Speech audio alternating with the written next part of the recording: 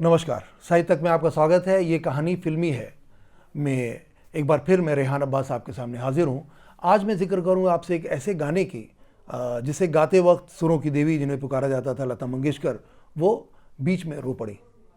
और वो गाना था फिल्म बैजू बावरा का। बैजू बावरा अपने आप में एक मील का पत्थर साबित होने वाली फिल्म थी। इसने कई रिकॉर्ड कायम किए और ख़ास तौर से इस फिल्म की जो हीरोइन थी मीना कुमारी, वो अपना हीरोइन के तौर पर इस फिल्म के ज़रिए पहली बार फिल्मी पर्दे पर आ रही थी और बड़ा ही शानदार उन्होंने अपने किरदार को निभाया है, जिसकी वजह से उनको फिल्म फेयर अवार्ड भी मिला 1954 में बेस्ट एक्ट्रेस का। और कहा जाता है कि उनको जो 4 फिल्म फेयर अवार्ड मिले थे उसमें सबसे पहला फिल्म फेयर अवार्ड उनका यही था। और इस फिल्म के जो म्यूज़िक डायरेक्टर नौशाद साहब हैं, उनको जो इस फिल्म में एक गाना है तू गंगा की बौंझ में जमुना की धारा, इस फिल्म के लिए बेस्ट म्यूज़िक डायरेक्टर का भी अवार्ड मिला। वो भी इनॉग्रल अवार्ड था, यानी पहला अवार्ड था फिल्म फेयर मैगज़ीन की तरफ से जो दिया जाता था। ये पहली शुरुआत हुई थी फिल्म फेयर अवार्ड्स की। और साथ ही ये वो फिल्म थी जिसने एक तरह से मोहम्मद रफ़ी साहब को भी फिल्मी दुनिया में एक सिंगर के तौर पर इस्टेब्लिश किया। मोहम्मद रफ़ी साहब भी बिल्कुल उस वक्त अपने करियर की एक तरह से शुरुआती दौर में थे। तो कई लिहाज से ये फिल्म जो थी वो कई लोगों को अपने पैर जमाने के लिए एक बहुत बड़ा सहारा साबित हुई। लेकिन बात अब उस गाने के जिक्र कर रहा हूँ मैं कि जिस गाने को गाते हुए लता मंगेशकर अचानक रो पड़ी। वो गाना था मोहे भूल गए सावरिया।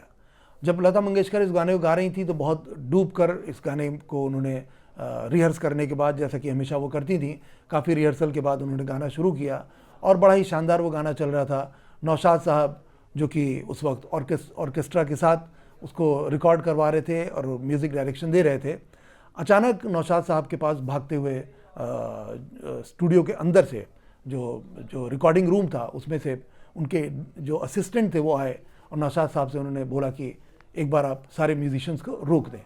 तो नौशाद साहब भी चौंक गए कि ऐसा हुआ क्या आखिर। तो उन्होंने से पूछा कि क्यों, गाना तो बहुत अच्छे से रिकॉर्ड हो रहा था, आप क्यों इस तरह से मुझे रुकने को बोल रहे हैं। तो जो उनके असिस्टेंट थे उन्होंने रिकॉर्डिंग रूम की तरफ इशारा किया तो नौशाद साहब क्या देखते हैं कि लता मंगेशकर एक स्टूल पर बैठे हुए जो वहीं रिकॉर्डिंग रूम में था और अपने मुंह पर रुमाल रख के सर झुकाए बैठी हुई हैं और गाना उन्होंने रोक दिया और माइक से हट गई हैं। तो अचानक नौशाद साहब को बड़ा अजीब लगा। वो फ़ौरन रिकॉर्डिंग रूम में गए और लता जी से उन्होंने पूछा कि आखिर बात क्या है। तो जब लता जी ने सर उठाया और रुमाल हटाया तो देखा कि उनका चेहरा पूरी तरह से आंसुओं से सराबोर है। नौशाद साहब ने जब देखा तो उनसे पूछा कि वजह क्या है। तो उस गाने की जो दूसरा अंतरा था जिसमें कि वो जो लाइन थी कि मोहे भूल गए सावरिया, और उसमें कहीं एक लाइन थी कि रो रो कर तुझे याद किया, इस तरह की एक लाइन थी जिस लाइन पर आते आते लता जी का जो भावनाएं थी वो बहुत ज़्यादा उभर आई और उसको कंट्रोल नहीं कर पाई और वो बैठ के लगी रोने। तो जब इन्होंने नौशाद साहब ने पूछा कि आखिर आपकी वजह क्या थी, क्यों इस तरह से आपको अचानक इतनी भावुक हो गई, तो उन्होंने बोला कि धुन ही आपने ऐसी बनाई है और इस धुन को गाते गाते मैं अपने आप पे काबू ना रख पाई। जैसा कि नौशाद साहब की आदत थी, ये पूरी फिल्म जो है वो अलग अलग रागों पे आधारित है।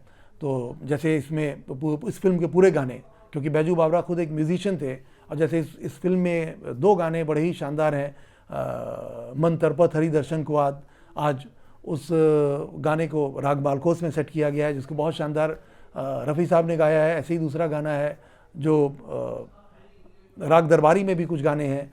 तो ये गाना जो था वो राग भैरव में था। तो जब लता जी ने अपनी भावनाएं उनसे शेयर किया नौशाद साहब ने, तो नौशाद साहब की जैसी आदत थी, उन्होंने बोला कि ये मेरे धुन का कमाल नहीं था, दरअसल ये कमाल राग भैरव का था जिसमें इतने मुलायम सुर लगते हैं जो गाने वाले पे और सुनने वाले पर दोनों पे बड़ा गहरा असर डालते हैं।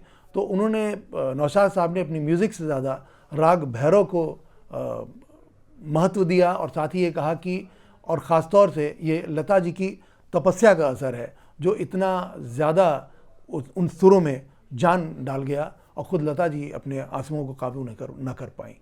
और इस तरह से मतलब वो गाना जो आज भी हम सुनते हैं, लोग 1952 का गाना है, लोग सुनते हैं और उस गाने का असर सुनने वालों पे अभी भी होता है। तो ये था उस गाने का जादू, और ये था उस गाने का असर खुद लता जी पे, और ये था नौशाद साहब के म्यूज़िक का जादू। तो इसी के साथ मुझे उम्मीद है कि आपको ये कहानी पसंद आई होगी। मैं आपसे इजाज़त देना चाहूँगा, फिर किसी और कहानी के साथ आपके सामने हाजिर होऊंगा। नमस्कार।